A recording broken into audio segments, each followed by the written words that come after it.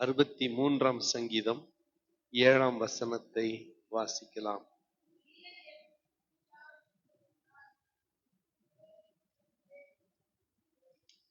இன்னொருத்தர் வாசிக்கலாம்.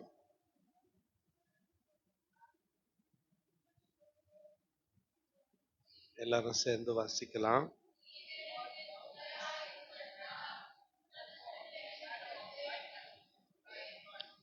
ஆமென்.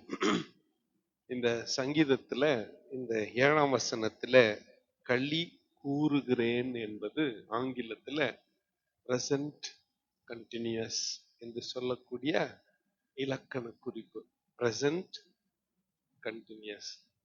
இதனுடைய அர்த்தம் நேற்று களி கூர்ந்தேன், இன்று களி கூறிக் கொண்டிருக்கிறேன், எதிர்காலத்திலும் களி கூறுவேன் என்கின்ற நம்பிக்கை எனக்கு இருக்கிறது. நீர் எனக்கு துணையாய் இருந்ததினால் உமது செட்டைகளின் நிழலிலே களி கூறுகிறேன். இப்பொழுது உம்முடைய செட்டையின் நிழலிலே மகிழ்ச்சியாயிருக்கிறேன். இப்பொழுது உம்முடைய செட்டையின் நிழலிலே பாதுகாப்பாய் இருக்கிறேன். இப்பொழுது உம்முடைய செட்டையின் நிழலிலே ஆதரவாக இருக்கிறேன். தேற்றப்படுகிறேன், ஆற்றப்படுகிறேன், சுகம் பெற்றுக் கொண்டிருக்கிறேன், விடுதலை பெற்றுக் கொண்டிருக்கிறேன், இழந்து போன பலத்தை மறுபடியுமாக பெற்றுக் கொண்டிருக்கிறேன், புத்துயிர் பெற்றுக் கொண்டிருக்கிறேன், மறுவாழ்வு பெற்றுக் கொண்டிருக்கிறேன். ஹல்லேலூயா. நீர் எனக்கு இதெல்லாம் எப்படி சாத்தியமாச்சுன்னா நீர் எனக்கு துணையாய் இருந்ததினால். இந்த வார்த்தைய சுலபமா சொல்ல முடியாது.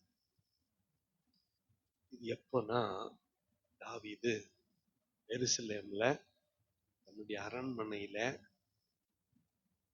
கீத வாத்தியங்கள் முழங்க, அறுசுவை உணவு உண்டு, தூக்கம் வராததுனால மியூசிக் வாசிக்கிறவங்களை கூப்பிட்டு மியூசிக் வாசிக்க வச்சு, அல்லது டான்ஸ் ஆடுறவங்களை கூப்பிட்டு டான்ஸ் ஆட வச்சு அப்படியே பத்துக்குனே தூங்குனது இல்லை. யூதா வனாந்தரத்துல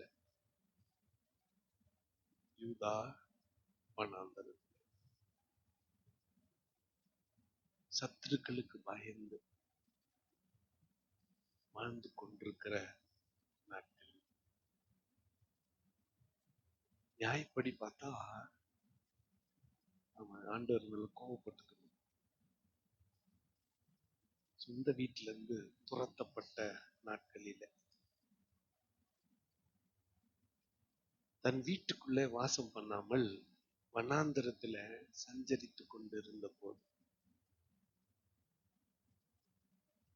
தேவனே நீர் என்னுடைய தேவன், அதிகாலமே உம்மை தேடுகிறேன், வறண்டதும் விடாய்த்ததும் தண்ணீர் அற்றதுமான நிலத்திலே என் ஆத்துமா உம்மேல் தாகமாய் இருக்கிறது, என் மாம்சமானது உம்மை. எங்க?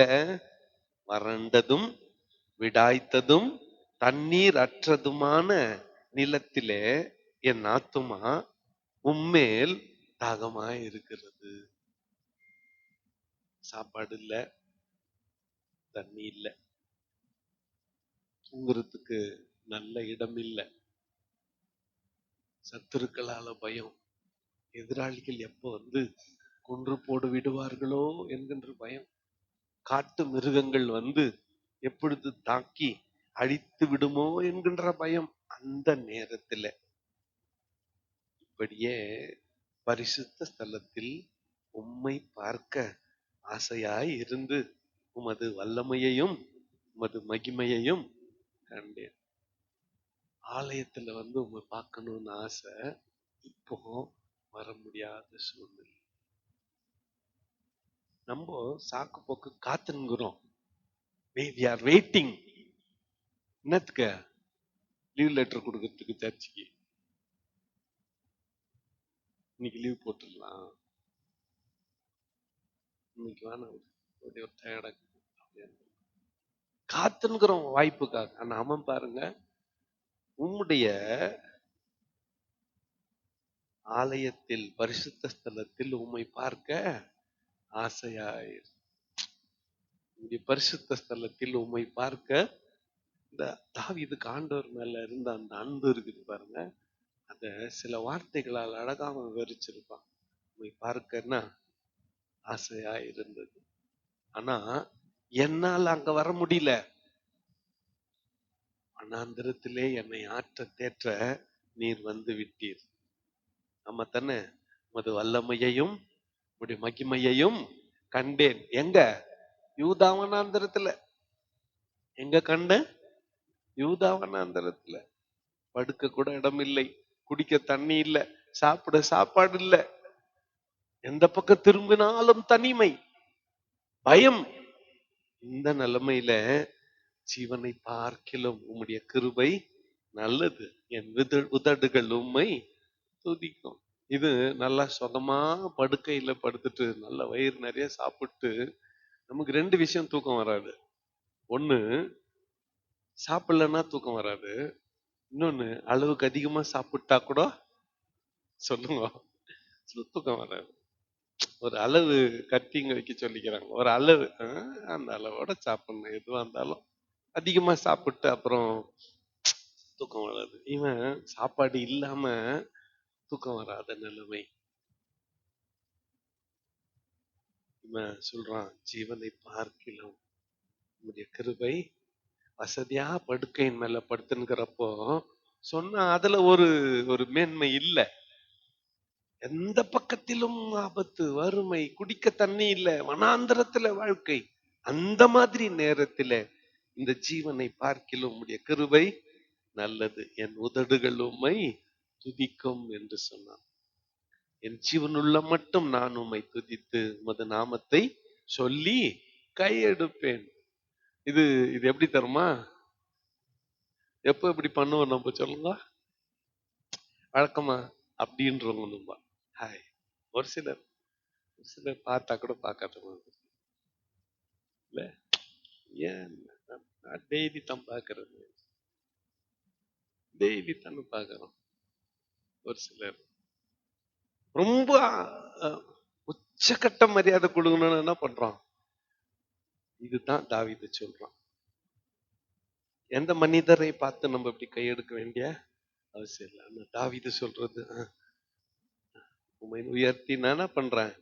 கையெடுக்கிறேன். ஆண்டவரே, நீ தாம் பெரியவர், என்னை மட்டுமாய் வழி நடத்தி வந்து கொண்டிருக்கிறவர் நீர்தான். அதுவும் இன்னொன்னு சொல்றான் பாருங்க, நம்பவே முடியல.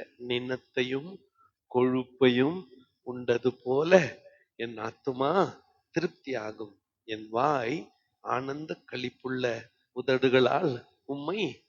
எப்போ? நின்னத்தையும் கொழுப்பு. கிறிஸ்துமஸ் அப்போ நம்ம ஊர்ல கூட பார்த்து மாட்டை வெட்டுவாங்க.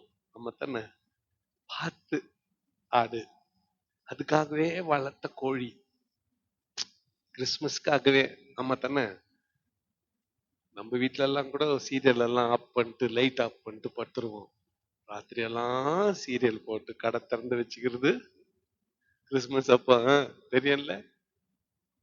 அத சாப்பிட்டுட்டு அடுத்த நாள் ஜீர்ணாவாக ரொம்ப கஷ்டப்படுறோம் பாருங்க. நினத்தையும் கொழுப்பையும் உண்டது போல என் ஆத்துமா குடிக்க தண்ணி இல்ல. என்னது? குடிக்க தண்ணி இல்ல. அவன் சொல்ற வார்த்தைய பாருங்களேன். கொழுப்பையும் நினத்தையும் உண்டது போல என் ஆத்துமா திருப்தி ஆகும், என் வாய் ஆனந்த களிப்புள்ள உதடுகளால் உம்மை போற்றும், என் படுக்கையின் மேல் நான் உம்மை நினைக்கும் போது ராஜாமங்களில் உம்மை தியானிக்கிறேன். தூக்கம் வரல ராத்திரியில, அனாந்தரமான இடம், ஒரே சிந்தனை, ராஜாமங்களில் உம்மை தியானிக்கிறேன், இரவில் உம்மை தியானிக்கிறேன், உடைய அன்பை நினைக்கிறேன், உடைய ஆதரவை நினைக்கிறேன், உடைய ரட்சிப்பை நினைக்கிறேன், உடைய வழி நடத்துதலை நினைக்கிறேன், உடைய உதவிகளை நினைக்கிறேன், நீர் கொடுத்த சுகத்தை நினைக்கிறேன், நீர் கொடுத்த பலத்தை நினைக்கிறேன், இம்மட்டுமாய் வழி நடத்தி வந்தீரே, உடைய கிருபையை நினைக்கிறேன். தான் சொல்றான், நீர் எனக்கு துணையாய் இருந்ததினால் உமது சட்டைகளின் நிழலிலே களி கூறு. என் ஆத்துமா உம்மை தொடர்ந்து பற்றி கொண்டிருக்கிறது, உமது வலது கரம் என்னை தாங்குகிறது. என் ஆத்துமா உம்மையே தொடர்ந்து பற்றி கொண்டிருக்கிறது. என்ன வந்தாலும், என்ன சூழ்நிலையிலே நான் கடந்து போனாலும், என் ஆத்துமா உம்மையே பற்றி கொண்டிருக்கிறது, உமது வலது கரம் என்னை தாங்குகிறது. இப்பதான் இதுதான் எல்லாத்தையும் ஒன்னா சேர்த்து ஒரு வரியில சொல்லணும்னா, இதெல்லாம் எப்ப சாத்தியமாகும்னு சொன்னா, நீர் எனக்கு துணையாய் இருந்ததினால் உமது செட்டைகளின் நிழலிலே களி கூறுகிறேன். இப்போ எப்ப சந்தோஷமாக்குறான் தெரியுதா? எல்லாம் நல்லா இருக்கிறப்ப இல்ல, குடிக்க தண்ணி கூட இல்லாம, படுக்க படுக்கை இல்லாம ஒரு ராஜாவா. நம்மளுக்கு அது ஒரு வேலை இயல்பு, நம்மளுக்கு வாழ்க்கையே அவ்வளவுதான். ஆனா அவன் அப்படி இல்ல, ராஜாவா எருசலேமின் சுகத்தை எல்லாம் அனுபவிச்சுட்டு இப்போ வனாந்தரத்துல குடிக்க தண்ணி கூட இல்லாம வறண்ட நிலத்துல வாழ்ந்து கொண்டிருக்கும் பொழுது சொல்லுகிறான், நீர் எனக்கு துணையாய் இருந்ததினால் உமது செட்டைகளின் நிழலிலே களி கூறுகிறேன். I am being comforted. I am being comforted. நான் ஆறுதல் அடைந்திருக்கிறேன். எங்க? உமது செட்டையின் நிழலில. நான் உதவி செய்யப்பட்டபடியால். இங்கிலீஷ்ல ரொம்ப சிம்பிள் ஆக்குது இந்த வெர்ஷன்ல, because you are my help அப்படின்னு இருக்கு. நீர் எனக்கு உதவி செய்ததினால் இருக்கு. நான் வேற பைபிள்ல ஐ எம் கம்ஃபர்டட், நான் ஆறுதல் படுத்தப்படுகிறேன். துணையாய் இருக்கிறதினால் நான் சமாதானப்படுத்தப்படுகிறேன். சமாதானப்படுத்துறதுன்னு என்ன தெரியுமா? என்ன தெரியுமா? இந்த ஒரே ஒரு வார்த்தை சொல்லி நிறைவு செய்கிறேன், கேளுங்க. ஒரு குழந்தை அழுது நேக்குது, யாரோ அடிச்சிட்டாங்க, ஓடி வந்து உங்ககிட்ட சொல்லிட்டு அழுது. அப்ப என்ன பண்றான்? நீ பண்ணதுக்கு உனக்கு இன்னும் 2 போடணும் நான் சொல்றோம். நம்ம சொல்லுவோம், நம்ம அப்படிப்பட்டாரு. நல்ல நர்சம்மா ஊசி போடுறதுக்கு முன்னால என்ன பண்ணுவாங்க? சும்மா நான் ஒரு தட்டு அடி தடவிட்டு என்ன அப்படின்ட்டு பேசிக்கினே ஊசி குத்துருவாங்க. என்ன உன் பேர் என்ன, உன் வேலை செய்யறது என்னான்ட்டு ஊசி குத்துறப்பதான் கேட்பாங்க. தெரியுமா உங்களுக்கு? நல்ல நர்ஸ் பேச்சு குத்துனே ஊசி குத்திடுவாங்க. அந்த மாதிரி ஒரு குழந்தை வந்து நம்ம கிட்ட அழுதுனே சொல்றப்போ அது கண்ணை தொடச்சு ஒரு சாக்லேட் எடுத்து அது கையில கொடுத்து அத அப்படின்னு கட்டி தழுவி அந்த குழந்தைய ஆறுதல் படுத்துறோம்ல, அந்த வார்த்தையை தாவீது பயன்படுத்தி இருக்கிறான். நீர் எனக்கு துணையா இருந்ததினால் உமது செட்டைகளின் நிழலிலே களி கூறுகிறேன். I am being comforted. I rejoice. நான் மகிழ்ச்சியாய் இருக்கிறேன், நான் ஆறுதல் அடைந்திருக்கிறேன். என் கண்ணீர் துடைக்கப்பட்டிருக்கிறது, என் நிந்தை நீக்கப்பட்டிருக்கிறது, என் அவமானங்கள் போக்கப்பட்டிருக்கிறது, என் வியாதியிலிருந்து சுகம் பெற்றிருக்கிறேன், இழந்த பலத்தை திரும்ப பெற்றிருக்கிறேன், வறுமையிலிருந்து விடுதலை பெற்றிருக்கிறேன். பெறப்போகிறேன் இல்ல, பெற்றிருக்கிறேன். ஒரே காரணம், நீர் எனக்கு துணையாய் இருந்ததினால். அல்லேலூயா. மாசம் முழுக்க சொல்லிக்கொண்டே இருக்கலாம், ஆண்டவரே நீர் எனக்கு துணையாய் இருந்ததினால் உம்முடைய சட்டையின் நிழலிலே களி கூறுகிறேன். நீர் எனக்கு துணையாய் ஆதரவாய் இருந்ததினால் உம்முடைய சட்டையின் நிழலிலே களி கூறுகிறேன். கர்த்தர் தாமே இந்த வார்த்தைகளை நமக்கு ஆசீர்வதித்து தருவாராக. கண்களை மூடி நாம் ஜெபம் செய்வோம். ஜெப தேவைகளுக்கான நேரம், ஜெப தேவைகளுக்காக